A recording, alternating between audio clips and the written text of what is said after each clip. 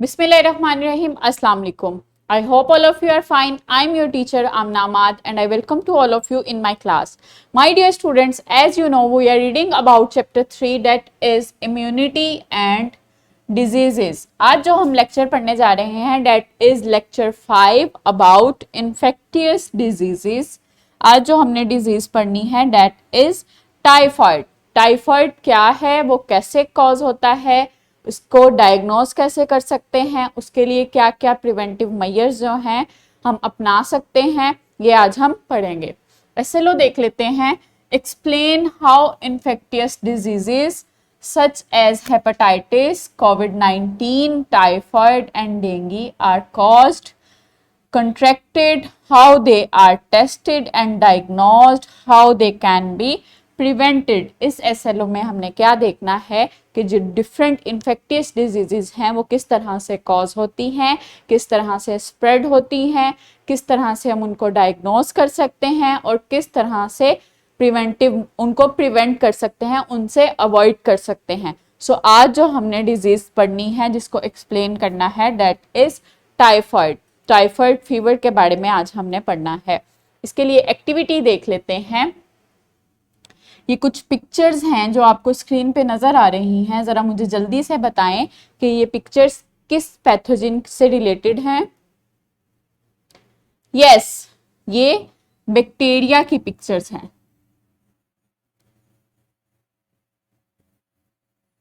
अब मुझे बताएं कि इसमें बैक्टीरिया की कौन कौन सी शेप दिखाई गई हैं.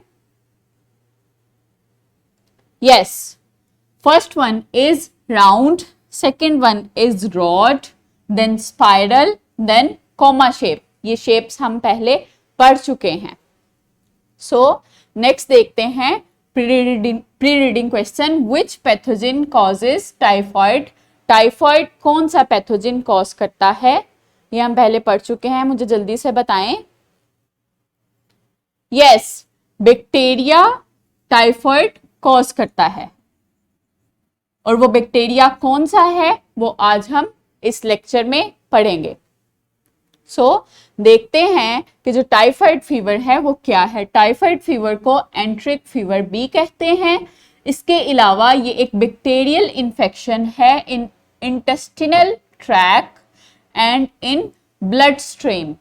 जो टाइफाइड फीवर है वो एक बैक्टीरियल इन्फेक्शन है, एक इन्फेक्टियस डिजीज है जो कि बैक्टीरिया कॉज करते हैं. इसके अलावा ये डिजीज, ये इन्फेक्शन बॉडी में कहाँ पे होता है, इंटेस्टाइन्स में होता है और ब्लड स्ट्रीम में होता है.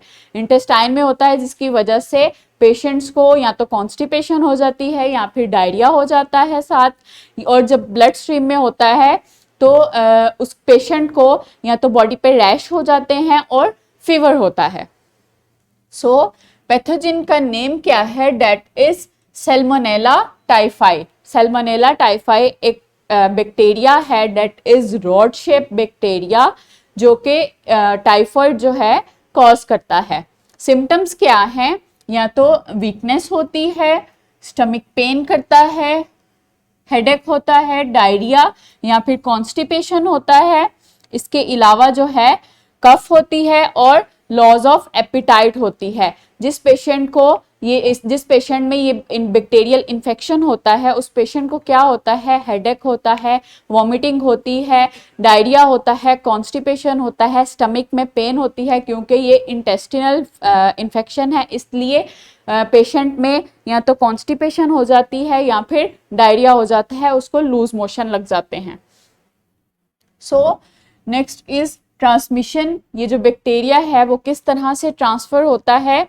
मोस्टली जब हम पर्सनल हाइजीन नहीं रखते, हैंड वॉशिंग प्रॉपर नहीं होती, सैनिटेशन सिस्टम जो है खराब होता है जिसकी वजह से पानी गंदा हो जाता है और वो पानी हम पीते हैं तो उसकी वजह से ये बैक्टीरिया हमारी बॉडी में चला जाता है. या फिर अगर हम हेल्दी फूड नहीं लेते, फूड हमारी कंटेमिनेटेड होती है, गंदी होती है, या फिर हम बहुत ज़्यादा जंक फूड्स लेते हैं तो ये बैक्टीरिया जो है वो हमारी इंटेस्टाइन में चला जाता है जो कि टाइफॉइड कॉज करता है. किस तरह से इसको डायग्नोज कर सकते हैं. It is diagnosed by laboratory test of blood and faeces. इस जो इन्फेक्शन है इसको डायग्नोस करने के लिए या तो ब्लड का सैंपल लिया जाता है या फिर स्टूल का सैंपल लिया जाता है और देखा जाता है कि बॉडी में ये बैक्टीरिया मौजूद है या नहीं है। It examines the condition of the S typhi bacteria. ये जो बैक्टीरिया है इस बैक्टीरिया को एग्जामिन किया जाता है, उसकी कंडीशन को एग्जामिन किया जाता है और देखा जाता है कि टाइफाइड जो है वो कितनी सिवियरिटी का है by the diagnosis of blood sample या फिर स्टूल सैंपल। प्रिवेंटिव मेजर्स क्या कर सकते हैं? Safe drinking water, improved sanitation and vaccines. Typhoid से बचने के लिए हमें चाहिए कि हम पानी जो है पीने का उसको सेफ रखें, सैनिटेशन सिस्टम जो है उसको इम्प्रूव करें, उसको सही करें ताकि पानी पीने का पानी जो है वो गंदा ना हो और हमारी खुराक जो है वो भी गंदी ना हो। इसके अलावा हमें हेल्दी फूड लेनी चाहिए और वैक्सीन जो है वो भी एज आ प्रिवेंशन समझी जा सकती है, ज़रूरी समझी जा सकती है उन इलाकों में जहाँ पे टाइफाइड जो है वो हाई रिस्क पे होता है। वहाँ के लोग अगर वैक्सीन लगाएं तो उनमें इम्यूनिटी डेवलप हो सकती है इस बैक्टीरिया के खिलाफ और वो इस बैक्टीरिया से, इस इन्फेक्टियस डिजीज से बच सकते हैं।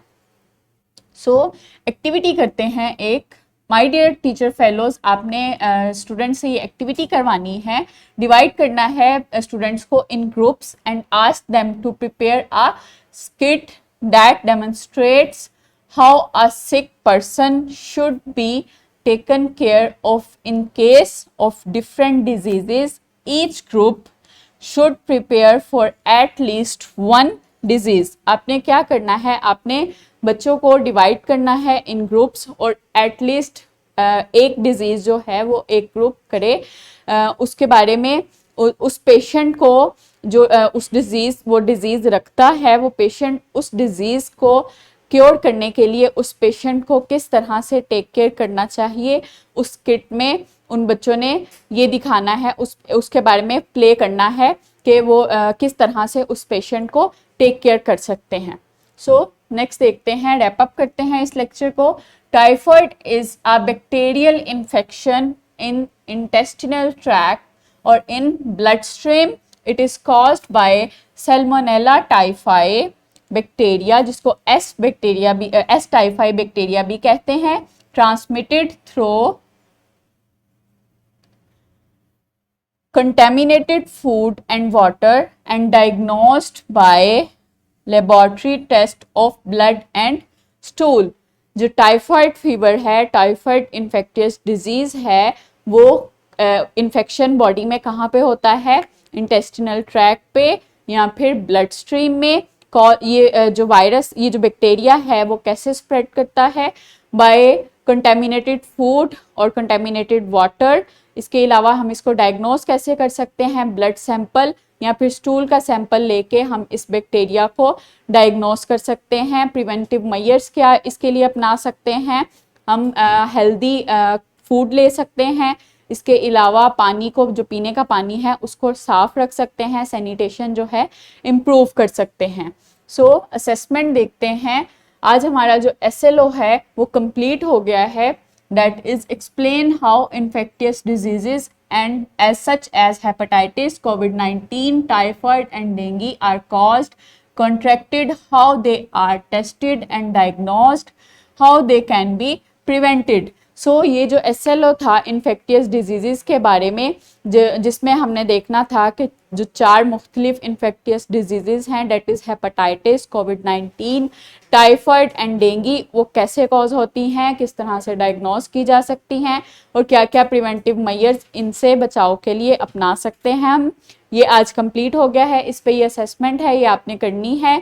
ये आपको डिस्क्रिप्शन बॉक्स में भी मिल जाएगी और टीचर से प्रिंटेड फॉर्म में भी मिल जाएगी। आपने इसको सॉल्व करना है और अपने टीचर्स को दिखाना है कि आपने सही से सॉल्व किया या नहीं।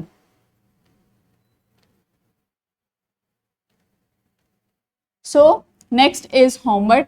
फाइंड आउट डायग्नोस्टिक टेक्निक्स और methods as well as their prevention of whooping cough and measles.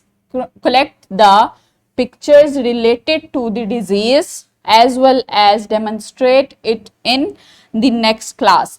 आपने क्या करना है, आपने जो वोपिंग कफ जिसको काली खांसी भी कहते हैं और मीजल्स जिसको खसरा कहते हैं, उसके बारे में आपको कुछ इंफॉर्मेशन दी गई है. डेट इज पैथोजिन, जो पैथोजिन इसको कॉज करता है. इसके अलावा सिम्टम्स और ट्रांसमिशन दिए गए हैं. आपने क्या करना है, आपने इसके लिए कलेक्ट करनी है डिफरेंट पिक्चर्स और preventive measures as well as diagnostic techniques, जो हम इन दोनों डिजीजेस को यूज़ कर सकते हैं डायग्नोस करने के लिए.